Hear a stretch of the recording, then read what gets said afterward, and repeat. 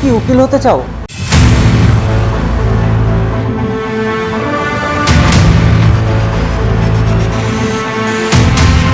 তাহলে ভিডিওটি তোমার জন্য।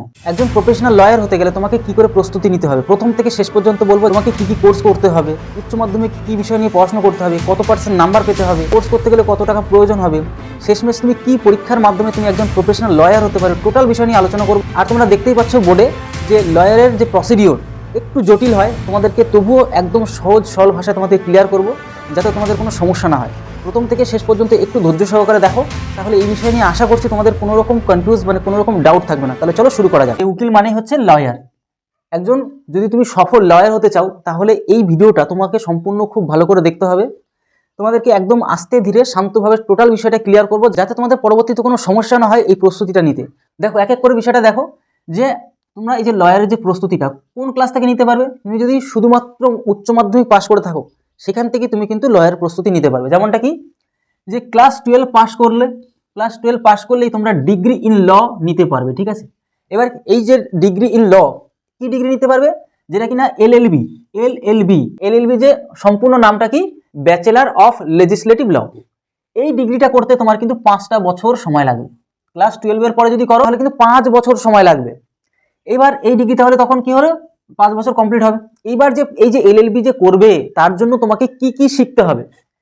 যখন আরেকটা কথা তোমাদের বলে দিই যে ক্লাস 12 পরে করলে এলএলবিটা 5 বছর সময় লাগবে, কিন্তু তুমি যদি আফটার গ্র্যাজুয়েশন মানে গ্র্যাজুয়েশন কমপ্লিট করার পরে যদি প্রস্তুতি নেওয়া শুরু করো, তাহলে তোমাকে 3 বছর সময় দিতে হবে এই এলএলবির জন্য, ঠিক আছে। এই কোর্সটা তুমি কিন্তু করতে পারো তখন, এলএলবি কোর্সটা তোমাকে এই ডিগ্রি কমপ্লিট করতে। এইবার তোমাকে বলবো আমি এই ভিডিওতে যে 5 বছর মানে বিষয়টা দেখো, গ্র্যাজুয়েশন করার পরে 3 বছরের যে প্ল্যানটা, আর হচ্ছে 12 পরে যে 5 বছরের প্ল্যানটা এলএলবির, সেটা যে তোমার প্রসিডিওরটা প্রায় সেমই হয়, আলাদা কিছু হয় না। তবে আমি বলবো এখানে যেটা মেন 5 বছরের যে এলএলবি ডিগ্রিটা কি করে তোমাকে কমপ্লিট করতে হবে, টোটাল প্রসিডিওর। দেখো, সবার প্রথমে যে 5 বছরের যে এলএলবি যে তোমাকে কি কি কোর্স করতে হবে, দেখো প্রথমেই বিএ, বিবিএ, বি.কম, এলএলবি ডিগ্রি। এই যে এলএলবি ডিগ্রির জন্য তাহলে প্রথমত এগুলো করতে হচ্ছে, বিএ, বিবিএ, বি.কম করতে হচ্ছে। এবং সাথে কি করতে হবে, দেখো এর পাশাপাশি শুধু এগুলো করলেই কিন্তু হবে না। এবার তোমার যে মেন কোর্সগুলো যেগুলো করতে হচ্ছে, এই যে বিএ, বিবিএ, বি.কম এর পাশাপাশি এরই একটা অ্যাডভান্স মানে কি বিএ এলএলবি অনার্স, মানে এটারই honours, BLS LLB, BBA LLB. এইবার বিবি এলএলবিরই একটা কি অনার্স, এই দেখো বিবিএ এলএলবির অনার্স, বি.কম এর এলএলবি অনার্স। তাহলে এই যে জিনিসগুলিরই একটু অ্যাডভান্স, বোঝা গেল। পার্ট ওয়াইজ তোমাদেরকে এই কোর্স ব্যাপারটা বললাম। এইবার দেখো, তোমাদের মনে আসতে পারে যে আমি উচ্চ মাধ্যমিকে তো আর্টস নিয়ে পড়াশোনা করেছি, আমি কি এটার জন্য কি প্রস্তুতি নিতে পারবো? অবশ্যই নিতে পারবো, কোনো সমস্যা নেই। তুমি যদি আর্টস নিয়েও পড়াশোনা করো, তুমি যদি কমার্স নিয়েও পড়াশোনা করো, তুমি যদি সায়েন্স নিয়েও পড়াশোনা, কোনো সমস্যা নেই। যে কোনোভাবে পরীক্ষা দিয়ে পাস করলেই 12-এ তুমি কিন্তু এই তুমি 5 বছরে এলএলবির জন্য প্ল্যান শুরু করতে পারো, কোনো সমস্যা নেই। তাহলে বোঝা গেল যে আমরা 12 ক্লাসের পর যে আমাদের কোনো সমস্যা নেই যে কোনো স্ট্রিমে যদি আমরা পড়াশোনা করি, ক্লিয়ার। এইবার বাট লেকিন কিন্তু পরন্তু এই যে বিএসসি এলএলবি, ঠিক আছে, বিএসসি এলএলবি অনার্স মানে এটারই অনার্স তুমি যদি করতে চাও, তবে কিন্তু তোমাকে উচ্চ মাধ্যমিকে সায়েন্স নিয়ে পড়াশোনা করতে হবে, শুধু এইটুকুর জন্য, আর কোনো কিছুর জন্য নয়। তার মানে কি বি.এসসি এলএলবি, এটারই বি.এসসির এলএলবি অনার্স, এটাই যদি করতে চাও, তাহলে সায়েন্সে শুধুমাত্র 12-এ শুধুমাত্র সায়েন্স নিয়ে পড়াশোনা করতে হবে, আর কোনো কিছু তোমাকে কিন্তু সায়েন্স নিয়ে পড়াশোনা করতে হবে না। বাদ বাকি সব যা খুশি নিয়ে পড়াশোনা করো, তবেই কিন্তু তুমি করতে পারছো, শুধু এই দুটো কোর্সের জন্য, ক্লিয়ার। আশা করি বুঝতে পারলে।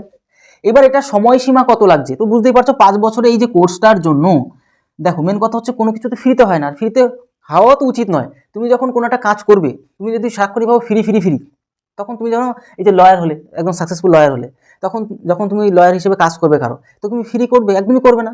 তুমি ফ্রি করলে কি, তুমি তো নিজেই চলতে পারবে না। তার জন্য তোমাকে যারা শেখাচ্ছে কোর্সটা, তাদেরও তো কিছু টাকা নেওয়া দরকার। এবার এটা ভেরিয়েশন হতে পারে, কীরকম, যে 30,000 টাকা থেকে 3 লক্ষ টাকা পর্যন্ত, 3 লক্ষ টাকা পর্যন্ত কিন্তু এটা হয়ে থাকে পার ইয়ার, মানে এক বছরে, ঠিক আছে। তাহলে এটা ভেরিয়েশন হয়। তুমি যদি সরকারি কলেজে চান্স পেয়ে যাও, তাহলে খরচ একটু কম হবে, আর তুমি যদি প্রাইভেট কলেজে ভর্তি হও, তাহলে তোমার এখানে খরচটা বেশি হচ্ছে, আর কিছুই না। তাহলে 30,000 টাকা থেকে কিন্তু 3 লক্ষ টাকা পর্যন্ত এরকম ভেরিয়েশন দেখা যায়, মানে বললামই প্রাইভেট আর আমাদের যেটা কিন্তু সরকারি কলেজের ব্যাপারটা থাকে। এইবার তাহলে বুঝে নিলাম যে এই কোর্সের খরচটা কি হতে পারে। আর সায়েন্স নিয়ে কি দুটো ক্লিয়ার করতে হয় সেটাও বলে দিলাম, প্লাস আমাদের এই 5 বছরের যে এলএলবির জন্য কি কোর্স করতে হচ্ছে মোটামুটি একটা আইডিয়া পেয়ে গেলে এইবার আমরা দেখব যে আমরা কিন্তু ডাইরেক্ট গিয়ে কলেজ বা ইউনিভার্সিটিতে ভর্তি হতে পারবো না এই কোর্স করার জন্য। তাহলে প্ল্যান কি, যে আমাকে একটা কোনো এন্ট্রান্স এক্সাম দিতে হবে, মানে যে আমি ওই কলেজে ভর্তি হব, সবাই তো বরাবরটা নেবে না, যারা ভালো রেজাল্ট করবে তাদেরকে নেওয়া হবে। এবার সেটার জন্য কি 5 বছর যে তুমি যে কোর্সটা করবে তার জন্য যে অ্যাডমিশন তোমাকে নিতে হবে বড় বড় কলেজে বা প্রতিষ্ঠিত ইউনিভার্সিটিতে, তার জন্য তোমাকে একটা এন্ট্রান্স এক্সাম দিতে হবে। সেই এন্ট্রান্স এক্সাম 4টে ধরনের এক্সাম, এন্ট্রান্স এক্সাম হয়, 1টা 2টো 3টে 4টে। কি হয় দেখো, সিএলএটি মানে কি কমন ল অ্যাডমিশন টেস্ট। তাহলে এই যে কমন ল অ্যাডমিশন টেস্ট, এটা খুব গুরুত্বপূর্ণ একটা টেস্ট। এর মাধ্যমে কিন্তু তুমি বড় বড় কলেজ বা ইউনিভার্সিটিতে তুমি অ্যাডমিশন নিতে পারো। এবার কি আছে, AILET অল ইন্ডিয়া ল এন্ট্রান্স টেস্ট, এর মাধ্যমে তুমি এন্ট্রান্স মানে অ্যাডমিশন নিতে পারছো। তারপরে LSAT, 3 নম্বর কি LSAT law school admission test. আরেকটা কি আছে SET, SET Symbiosis entrance test. এই যে 4 প্রকার টেস্টের মাধ্যমে তুমি কিন্তু অ্যাডমিশন নিতে পারবে বড় বড় কলেজে বা ইউনিভার্সিটিতে। এবার কি সবথেকে একটা গুরুত্বপূর্ণ একটা পয়েন্ট তোমরা দেখে নাও, যে CLAT মানে কি কমন ল অ্যাডমিশন টেস্টের মাধ্যমে, এই যে CLAT এই যে টেস্টের মাধ্যমে কি করতে পারছো, এক্সামের মাধ্যমে ইন্ডিয়ার 21টি ন্যাশনাল ল ইউনিভার্সিটিতে কিন্তু তুমি ইউজি এবং পিজি ল কোর্স অ্যাডমিশন নিতে পারবে। মানে ভালো উল্লেখযোগ্য কোর্স তুমি কিন্তু ওখান থেকে নিতে পারছো ইউনিভার্সিটিতে। গুরুত্বপূর্ণ 21টি ইউনিভার্সিটিতে ভালো যদি রেজাল্ট করো, সেই স্কোরের উপর ভিত্তি করে তোমাকে কিন্তু ইউনিভার্সিটি তুমি অ্যাডমিশন নিতে পারবে। তাহলে মোটামুটি বুঝতে পারলে যে তুমি যখন এই কোর্সগুলো করতে যাবে তখন তোমাকে কিন্তু একটা যে প্রবেশিকা পরীক্ষা বা এন্ট্রান্স এক্সাম তোমাকে কিন্তু দিতে হচ্ছে, এবং দিয়ে কিন্তু তুমি কলেজে বা ইউনিভার্সিটিতে ভর্তি হতে পারবে, তাছাড়া কিন্তু সম্ভব না। তাহলে বুঝতে পারলে এই পরীক্ষাগুলো দিতে হচ্ছে এন্ট্রান্স এক্সামের জন্য। এইবার আমরা সেকেন্ড আমরা চলে আসি। তাহলে তোমাদেরকে বললাম দুটো এই জিনিস অবশ্যই জেনে রাখতে হবে, প্লাস তোমাদেরকে লাস্ট পর্যন্ত ভালো একটা জিনিস শিখিয়ে দিচ্ছি, যে আমরা এলএলবি যেটা কিনা আমরা বললাম কি ব্যাচেলার অফ লেজিসলেটিভ ল। আর একটা তোমাদের জেনে রাখা দরকার এলএলএম মানে মাস্টার অফ ল, ঠিক আছে। তো যাই হোক, এই যে আরেকটা কথা তোমাদের বলি দিই, এই যে এন্ট্রান্স এক্সামটা মানে সিএলএটি মানে কি ছিল এখানে, কমন ল অ্যাডমিশন টেস্ট। এই যে কমন ল অ্যাডমিশন টেস্টটা আছে, মানে এটাতে তুমি যদি ভালো স্কোর করো তাহলে ইন্ডিয়ার 50টা ল কলেজে তুমি কিন্তু খুব ভালোভাবে, মানে যেটা সরকারি কলেজ সেখানে কিন্তু তুমি অ্যাডমিশন নিতে হবে, এবং তোমার খরচও কিন্তু কম হবে সেখানে। এবং তার পাশাপাশি ইউনিভার্সিটি তো বললামই আর অলসো অ্যাকসেপ্টেড। মানে আচ্ছা, আরও একটা কথা বলি, যে এই পরীক্ষাটা কিন্তু বছরে কিন্তু একবার হয়, ঠিক আছে। তো আশা করি বুঝতে পারলে, ফুল কনসেপ্ট ক্লিয়ার করে দিলাম। এবার এই যে তুমি এক্সামটা দেবে, যে এন্ট্রান্স এক্সামগুলো দেবে কি করে, আমরা যেমনটা ফর্ম ফিল আপ করি অনলাইনে, তুমি ফর্ম ফিল আপ করতে পারবে অনলাইনে, এবং অফলাইনে যে পুলিশের পরীক্ষা যেমন অফলাইনে হচ্ছে ঠিক সেভাবেই কিন্তু তোমরা এই অফলাইনে এক্সাম দিতে পারবে। নো এজ, কোনো সময়সীমা নেই, তোমার বয়স সীমা যে এত থেকে অত হতে পারবে এমন কোনো ব্যাপার নেই। তুমি যদি 70 বছরে দিতে চাও তাও দিতে পারবে, তুমি যদি 100 বছরে দিতে চাও, 50 বছরে দিতে চাও তাও পারবে। আনলিমিটেড এক্সাম, মানে এমন না যে তুমি 3টে পরীক্ষা দেওয়ার পরে পরীক্ষা দিতে বসতে দেবে না, এমনটা তুমি যত খুশি দিতে পারো পরীক্ষা, ঠিক আছে। এইবার আমি তো এত সময় আমরা বুঝতে পারলাম যে আমাকে উচ্চ মাধ্যমিকে সায়েন্স, কমার্স আর আর্টস যে কোনো শাখায় যে কোনো স্ট্রিমে পড়াশোনা করলেই কিন্তু আমি কি করতে পারছি, এই প্রস্তুতি নিতে পারবো। কিন্তু আমাকে উচ্চ মাধ্যমিকে কত % নাম্বার পেতে হবে, তুমি যদি নর্মাল এবং জেনারেল হয়ে থাকো তাহলে 45% তোমাকে নাম্বার পেতে হবে। কোনটা বেশি কম হলেও অসুবিধা, মানে গড়ে তোমাকে 45% নাম্বার পেতে হবে, ঠিক আছে। আর তুমি SC ST যদি হয়ে থাকো তাহলে 40% তোমাকে কিন্তু নাম্বার পেতেই হবে, ঠিক আছে। এবার তুমি যদি সেটা না হয় তাহলে তোমার ছেলেপুলের জন্য তুমি টার্গেট নাও, ঠিক আছে।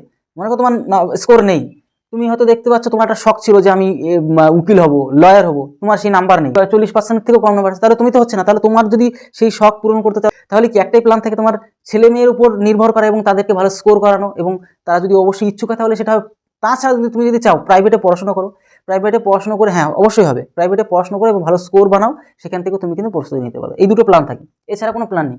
এবার আফটার ডিগ্রি 5 ইয়ার, 5 বছর যখন তোমার ডিগ্রিটা কমপ্লিট হবে, এই যে এলএলবির যে 5টা বছর ডিগ্রি, যে তুমি মনে করো কোনো কলেজে বা ইউনিভার্সিটিতে গিয়ে 5 বছরের কোর্সটা কমপ্লিট করে ফেললে, করার সাথে সাথেই যে তুমি যে একজন লয়ার সেটা কিন্তু একদম না, সেই ভুল কিন্তু করা তুমি জাস্ট একটা সার্টিফিকেট পাবে যে তুমি 5 বছরের এলএলবি কোর্সটা কমপ্লিট করলে, ঠিক আছে। এবার মনে করো তুমি আরও শিখতে চাও, তোমার শখ পূরণ হয়নি, তুমি মনে করছো আরও শিখবে, এলএলবির পরে আরও অ্যাডভান্স লেভেলে কিছু শিখবে, তাহলে উপায় কি, LLM মানে ল মাস্টার ডিগ্রি বা মাস্টার অফ ল, ঠিক আছে। এবার এইটা শিখে নিলে, তাহলে এলএলবির পরে তুমি কি শিখলে, LLM। এলএলবি তো শেখা হয়ে গেল 5 বছরে, তারপরে কি হলো এলএলএম মানে ল মাস্টার ডিগ্রি বা মাস্টার অফ ল। ক্লিয়ার? এইবারটা দেখো, তাহলে আমরা কি বুঝতে পারলাম? এইটুকু পর্যন্ত বুঝে নিলাম। যে যদি আরেকটু সারাংশ বলি, যে এই এলএলবির জন্য 5 বছরের কোর্স আমি জন্য প্রস্তুতি নেব, তার জন্য আমাকে এন্ট্রান্স এক্সাম দিতে হবে। এবার ভর্তি হয়ে গেলাম কলেজ বা ইউনিভার্সিটিতে, তার জন্য 5 বছরের খরচ 30,000 টাকা থেকে 3 লক্ষ টাকা হতে পারে। তারপরে আমাকে উচ্চ মাধ্যমিকে যে কোনো শাখায় পড়াশোনা করলেই যথেষ্ট। আর যদি আমি স্পেশালি সায়েন্স নিয়ে পড়াশোনা করে থাকি এবং তার জন্য স্পেশালি যদি আলাদা একটা কোর্স করি, তার জন্য B.Sc LLB বা এরই অনার্স করতে পারি। এটার জন্য আবার ডিউরেশন 6 বছর লাগে, এইটুকু একটু পার্থক্য, আর কিছু না, 1 বছর বাড়তি। এটা ছেড়ে দাও। এবার যদি আমাকে এবার যে উচ্চ মাধ্যমিকে কত পার্সেন্ট, মানে 45%, আর SC ST যদি হয়ে থাকে তাহলে 40% নাম্বার। এই হচ্ছে মোটামুটি টোটাল সারাংশ। এবার যদি 5 বছর LLB করার পরেও যদি আমার আরেকটু ভালো শিখতে বা আরও অ্যাডভান্স লেভেলের কিছু শিখতে চাই, তাহলে LLM মানে মাস্টার অফ ল বা ল মাস্টার ডিগ্রি আমরা করতে পারি। এই পর্যন্ত ক্লিয়ার? এইবার দেখো, কেন আমি তোমাদেরকে এই উকিলের, এই লয়ারের যে সিলেবাসটা একটু জটিল টাইপের হয়, মানে তার জন্য লেন্দি টাইপের বলে আমি আস্তে ধীরে তোমাদেরকে সব ক্লিয়ার করাচ্ছি, যাতে তোমাদের যদি সমস্যা হয় বুঝতে, তাহলে কি হয়, তোমরা যখন ইন ফিউচার এই বিষয় নিয়ে পড়াশোনা করবে, তখন তোমরা যে মেন কথা কি, আমার যদি ডেস্টিনেশন ভালো করে না বা লোকেশন ভালো করে না বুঝিনি, তাহলে যেই আমি ডেস্টিনেশনে যাব, যেই গন্তব্যস্থলে, সেখানে আমার যেতে তো সময় লাগবে বা আমার খুঁজতে হবে, মানে ডিস্টার্ব হবে আমার ব্রেন। তার জন্য আমি চাইছি একদম ফুল ক্লিয়ার হবে তোমাদেরকে জিনিসটা স্পষ্ট ক্লিয়ার করে দেওয়ার জন্য। তো যাই হোক, এইবার আমরা এই পর্যন্ত বুঝে নিলাম। এইবার আমাদের কাজ কি, যে একটা জিনিস তোমরা একটু দেখে নাও মাঝখান দিয়ে একটু, বিজনেস ওরিয়েন্টেড যদি কোর্স শিখতে চাও এর মাঝখানে, তাহলে কি MBA MBL master of business law, ঠিক আছে, মানে এই জিনিসগুলো হয় বিজনেসের জন্য কোর্স। আচ্ছা চলো, বুঝতে পারলে। এবার এই যে LLB আর LLM, মানে আমরা দেখতে পাচ্ছি LLB মানে কি, যে ব্যাচেলার অফ লেজিসলেটিভ ল, আর হচ্ছে LLM মানে হচ্ছে মাস্টার অফ ল। এই সার্টিফিকেট মনে করে পেয়ে গেলে, তাহলে 5 বছর টোটাল সার্টিফিকেট আমি কি করলাম, পেয়ে গেলাম। পেয়ে যাওয়া মানেই যে আমি একজন লয়ার বা উকিল, প্রতিষ্ঠিত উকিল হয়ে গেলাম, এমনটা কিন্তু একদম ভাবা যাবে না। শুধুমাত্র তুমি কোর্স করলে এবং তার শুধুমাত্র সার্টিফিকেট পেলে, তার মানে এই নয় যে তুমি একবারে লয়ার হয়ে গেলে, একদম ভুল, এটা কখনোই হতে পারবে না। এবার কি করে তুমি লয়ার হবে? দেখো, তুমি যখন লয়ে গ্র্যাজুয়েট হয়ে গেলে, মানে সার্টিফিকেট পেয়ে লয়ে গ্র্যাজুয়েট হয়ে গেলে, এবার কি হচ্ছে সিনিয়র অ্যাডভোকেট। তোমাদেরকে এটাও বলবো যে অ্যাডভোকেট কি জিনিস, লয়ার কি জিনিস, অবশ্যই একটু বলবো, একটু ধৈর্য ধরো। সিনিয়র অ্যাডভোকেটের কাছে 1 মাস তোমাকে কি করতে হবে, এই ল ফার্মে কিছু ইন্টার্নশিপ করতে হবে। 1 মাস, 1 বছর না, 1 মাস, মানে সিনিয়র অ্যাডভোকেটের কাছে কিছু পরামর্শ নেওয়া, কিছু ট্রেনিং নেওয়া, এইটা তোমাকে 1 মাস কিন্তু এটা করতে হবে। আর এটা কিন্তু তুমি এই 5 বছর কোর্স যখন শিখছো সেই সময়ও করে নিতে পারো, বা 5 বছর কোর্সের পরেও করে নিতে পারো, কোনো ব্যাপার না ওটা, ঠিক আছে। তাহলে বুঝতে পারলে যে সিনিয়র অ্যাডভোকেটের কাছে তোমাকে 1 মাস একটু ট্রেনিং নিতে হবে, এক কথা বলে যাওয়া হয়। এবার এরপর নেক্সট টার্গেট কি, এই যে তুমি লয়ের যে প্র্যাকটিস করতে চাইলে সেটা এবার তুমি যদি লয়ের যদি প্র্যাকটিস করতে চাও, কেন তোমাকে তো এখানে থেমে থাকলে হবে না, তোমাকে লয়ার হতে হবে। তাহলে এই যে লয়ের প্র্যাকটিস যদি করতে চাও, তাহলে তোমাকে অ্যাডভোকেট হতে হবে। যেই তুমি অ্যাডভোকেটের কাছ থেকে, সিনিয়র অ্যাডভোকেটের কাছ থেকে যে পরামর্শ নিলে, সেই ধরনের অ্যাডভোকেট হতে হবে। তাহলে কি উপায়, অ্যাডভোকেট যদি হতে চাও, তাহলে কি, যে তোমাকে এই যে অ্যাডভোকেটের জন্য একটা এনরোল করতে হবে। কোথায়? যে স্টেট বার কাউন্সিলে তোমাকে কি এনরোল করতে হবে। তোমার সেখানে ভর্তি হলে এবার সেখানে পরীক্ষার মাধ্যমে, কি পরীক্ষা দেখো বলে দিচ্ছি, Bar Council of India registered enrol হলে, এবং সেখানে পরীক্ষার মাধ্যমে তুমি কিন্তু একজন কি হয়ে গেলে, যে তোমার এই অ্যাডভোকেট হলে। জিনিসগুলো ক্লিয়ার হতে হবে। তাহলে অ্যাডভোকেটের জন্য কি, স্টেট বার কাউন্সিলে তোমাকে এনরোল হওয়ার মাধ্যমে তুমি সেখানে একটা এক্সাম দেবে, সেখানে এক্সামের মাধ্যমে তুমি কিন্তু একজন অ্যাডভোকেট হলে। তাহলে অ্যাডভোকেটের জিনিসটা ক্লিয়ার হয়ে গেল। এবার যদি তুমি লয়ার হতে চাও, তাহলে কি উপায়, যে AIBE মানে অল ইন্ডিয়া অ্যাডমিশন যে টেস্টটা হয়, সেখানে কি করতে হবে, তোমাকে পরীক্ষা দিতে হবে। এটা হচ্ছে কি অফলাইন এক্সাম হয়, ওই আগের মতনই অফলাইন এক্সাম হবে। তারপরে কি, এখান থেকে তোমাকে কি হবে, যে সার্টিফিকেট অফ প্র্যাকটিস তোমাকে পেতে হবে। সেটা কি করে পাবে, সেটা হচ্ছে তোমাকে কোর্টে প্র্যাকটিস করতে হবে। কোর্টে গিয়ে তোমাকে প্র্যাকটিস করতে হবে, এবং সেখান থেকে তুমি কি পাবে, যে সার্টিফিকেট অফ প্র্যাকটিসের একটা কি, যখনই সার্টিফিকেট, ওই মানে প্র্যাকটিসের যে সার্টিফিকেটটা পাবে, তখনই তুমি কিন্তু একজন প্রতিষ্ঠিত লয়ার তৈরি হয়ে গেলে।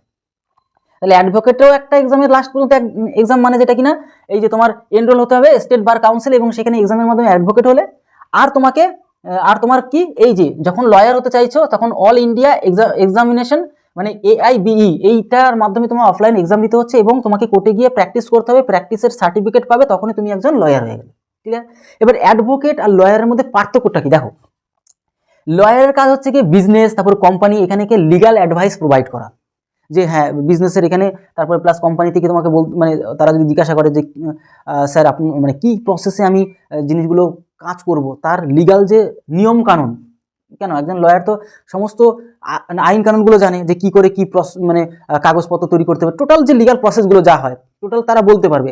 সেভাবে হেল্প করে কে, সে সমস্ত সমস্যা নিয়ে সমাধান করে হচ্ছে লয়াররা। কিন্তু তাদের সমস্যা তারা কখনোই কোর্টে তুলতে পারে না এবং কোর্টে লড়তে পারে না। কারা লড়তে পারে? তারা হচ্ছে গিয়ে এই অ্যাডভোকেটটা কোর্টে গিয়ে কেস লড়তে পারে। তাহলে এক কথা বলতে গেলে লয়াররা কোর্টে গিয়ে কেস লড়তে পারে না, মানে সমস্ত লিগাল প্রসেসগুলো বলতে পারে, বাট কিন্তু অ্যাডভোকেটরা সব কিছুই করতে পারে, প্লাস তার সাথে সাথে কোর্টে গিয়ে তাদের কেসটাও লড়তে পারে, ঠিক আছে? আর তো বললাম এই ব্যাপারটা। তাহলে এই হচ্ছে গিয়ে লয়ার আর অ্যাডভোকেটের মধ্যে পার্থক্য। এবার যে লয়ারের কিছু যে পার্ট বা ভাগ রয়েছে সেটা কি, সিভিল ল হয়, তারপরে ক্রিমিনাল ল হয়, ট্যাক্স ল হয়, তারপরে ইন্টালেকচুয়াল প্রপার্টি ল হয়, তারপরে কর্পোরেট ল হয়, তারপরে হচ্ছে তোমার এনভায়রনমেন্ট ল হয়। তো এই কিছু প্রকারের লয়ের ভাগ রয়েছে। তো মোটামুটি আশা করি বুঝতে পারলে একজন লয়ার বা অ্যাডভোকেট বা এলএলবির মাধ্যমে টোটাল যে প্রসেস 5 বছর কী কী নিয়ে পড়াশুনো, কত পার্সেন্ট নাম্বার, টোটাল বিষয় নিয়ে আলোচনা করলাম। এবং পাশাপাশি আরেকটা কথা, যে স্যালারি ব্যাপারটা আশা করি বুঝতেই পারছো, একজন যদি প্রতিষ্ঠিত উকিল হতে পারো লক্ষ লক্ষ কোটি কোটি টাকা ইনকাম করা কোনো ব্যাপারই না। কিন্তু সাধারণ যে একটা বেসিক স্যালারি যেটা হয় 10 লক্ষ প্লাস, বছরে 10 লক্ষ প্লাস, সেটা কিন্তু তোমাকে ইনকাম হয়। আর ইনকাম নিয়ে বা স্যালারি নিয়ে তোমাদের আশা করি বুঝতে পারছো, অন্তত উকিলের বিষয় নিয়ে তোমাদের কোনো সমস্যা থাকা উচিত না, কারণ ওখানে প্রচুর টাকা ইনকাম হয়। তো আশা করি বুঝতে পারলে একজন যদি সফল উকিল বা লয়ার হতে চাও তাহলে টোটাল বিষয়গুলোকে এই বোর্ডে তোমাদেরকে টোটাল এই ভিডিওর মাধ্যমে টোটাল ক্লিয়ার করে দিলাম। আশা করি তোমাদের সমস্যা হয়নি, বা এখনও যদি কোনো কোয়ারিজ থাকে অবশ্যই কমেন্ট বক্সে জানাতে ভুলবে না। অন্য কোনো টপিকের ওপর তোমরা যদি ভিডিও চাও তাহলে অবশ্যই কমেন্ট বক্সে জানাবে। আর তোমরা যদি নতুন হয়ে থাকো অবশ্যই আমাদের চ্যানেলকে সাবস্ক্রাইব করে বেল আইকনটি প্রেস করে রাখো এমন ধরনের হেল্পফুল ভিডিও পাওয়ার জন্য। তাহলে ভিডিওটি এই হলো, তত সময় সবাই ভালো থেকো, সুস্থ থেকো। জয় হিন্দ, জয় ভারত।